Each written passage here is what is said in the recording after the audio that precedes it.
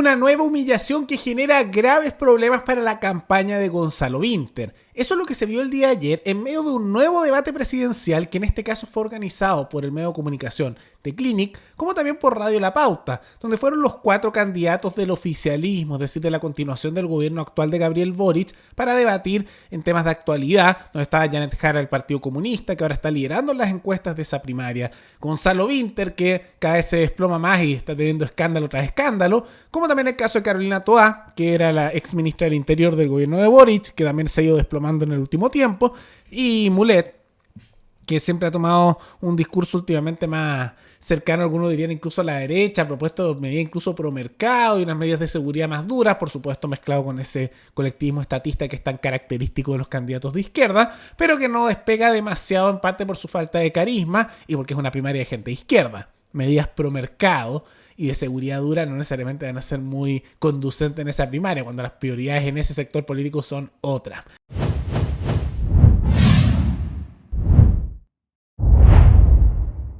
En medio de eso, que ya hemos visto las humillaciones que ha recibido figuras como Gonzalo Vinter, también lo que ha terminado ocurriendo, que hemos visto los problemas que ha tenido Toá en el pasado y sus peleas con Jara, también hemos visto que Vinter ahora tuvo un mal desempeño en ese debate. ¿Por qué?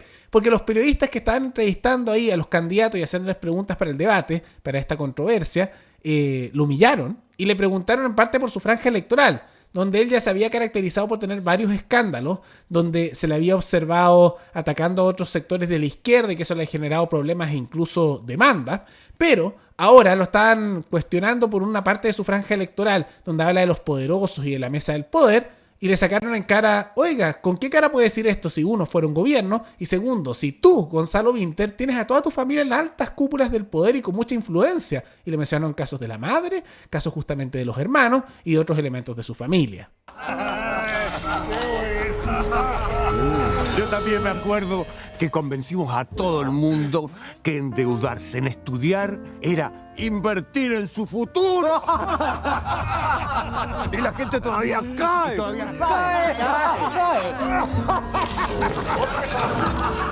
¿Cómo nos forramos en los 90? Salud por eso. ¿Qué vamos? La cuenta. La FP paga. La autopista paga. La educación paga. Si no votas, la mesa del poder va a seguir celebrando. Vota Vinter. Vota 1. Candidato Vinter. Durante los últimos años la probidad, el tráfico de influencia, el conflicto de interés ha sido una constante en todas las esferas del poder. Su familia, se podría decir que ha estado sentada en esta mesa del poder a lo largo de los años. Y le pongo un ejemplo, su hermano Jaime Vinter ha trabajado en causas ligadas a distintas autoridades como el exministro Jaime Mañalich, la jueza Silvana Donoso, la ex subsecretaria Tatiana Rojas, y también en causas económicas como el caso Australis o el caso Sartor. Mientras que su otro hermano, Sebastián Vinter, también apoya a autoridades en acusaciones constitucionales, como el exministro de Educación Marco Antonio Ávila. Y su madre tuvo un grupo de comunicación y lobby, el Grupo Echeverry, por varios años. ¿Cómo piensa evitar eventuales tráficos de influencia o conflictos de interés con una familia que se codea constantemente con el poder, si lo han conversado entre ustedes para un eventual gobierno? Quería mencionar que la pregunta dura 1 minuto también. Pero no tengo tiempo. ¿Cómo? Pero yo no tengo tiempo. Sí. No, claro, solo quiero... Es por los bloques anteriores que estamos respondiendo en 1 minuto preguntas de 1 minuto. Y si se fijan, Vinter quedó bien descolocado, tanto así que se queda callado unos segundos, después no responde la pregunta inmediatamente y se pone a hablar de, ay, bueno, es que la pregunta era muy larga y nos están dando poco tiempo de respuesta, y se pone a divagar. ¿Por qué? Porque igual es bien difícil responder lo que le dijeron, se lo sacaron en cara, tanto que le gusta mostrarse como un rebelde contra los poderosos, contra los ámbitos de poder. Pero el mismo Vinter y gran parte del Frente Amplio, seamos completamente sinceros, igual que la cúpula política del gobierno actual, se muestran como outsiders de fuera del sistema, pero en la práctica no lo son. Se han caracterizado por venir muchos de ellos de familias muy adineradas, tienen a familias cercanas o a sus parejas o ellos mismos en altos círculos del poder, con vínculos tanto en la derecha como en la izquierda, en el caso de Vinter que le muestran con temas de lobby, como también de casos de posiciones privilegiadas, tanto de su madre como de sus hermanos. Entonces, uno, eso es poco creíble. Dos, ustedes ya estuvieron en el gobierno, ya llegaron ahí, y muchas de las cosas que dijeron o no las hicieron, o se mostró que eran puras mentiras, o lo hicieron todo pésimo. Entonces, ¿cómo les van a creer?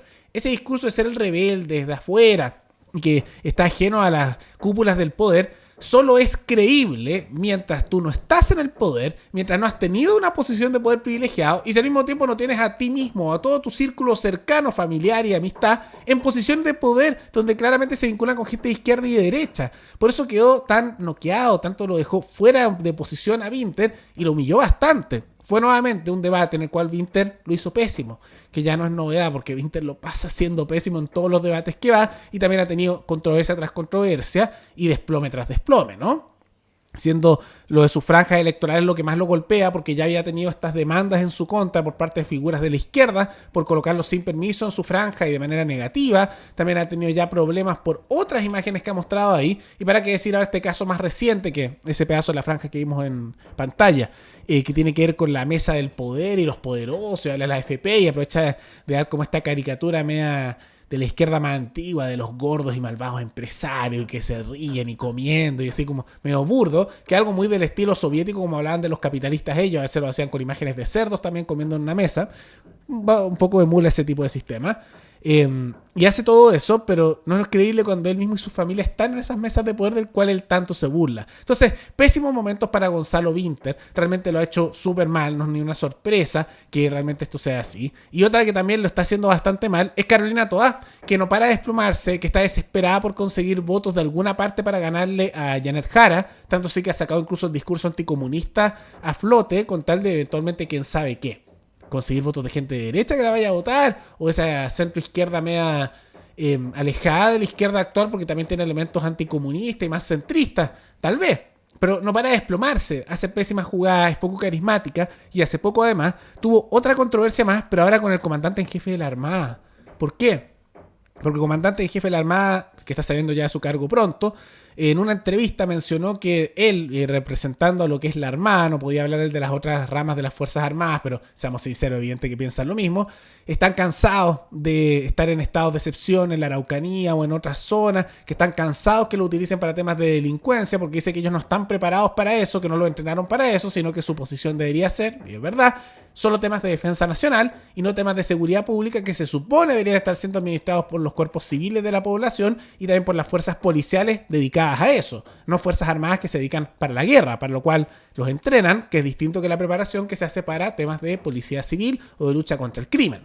Entonces, dando esa opinión que es algo que hace tiempo hemos mencionado que está presente en las distintas Fuerzas Armadas, que toda esta idea de los estados de excepción, aunque son muy populares, a las Fuerzas Armadas no les gusta, lo detestan, incluso es algo que constantemente critican, pero que de todas maneras, más allá de toda esa situación, ellos se quejan ante esto y salió Carolina Toá a cuestionar, diciendo que está al límite de la deliberación lo que dijo el comandante en jefe de la Armada y que hay que saber llamarlo al orden, que no podía permitirse opinar sobre políticas públicas a alguien que es de las Fuerzas Armadas y menos al comandante en jefe de la Armada y que ellos deberían mantener una neutralidad total dejando que todo esto se solucione por el mundo político.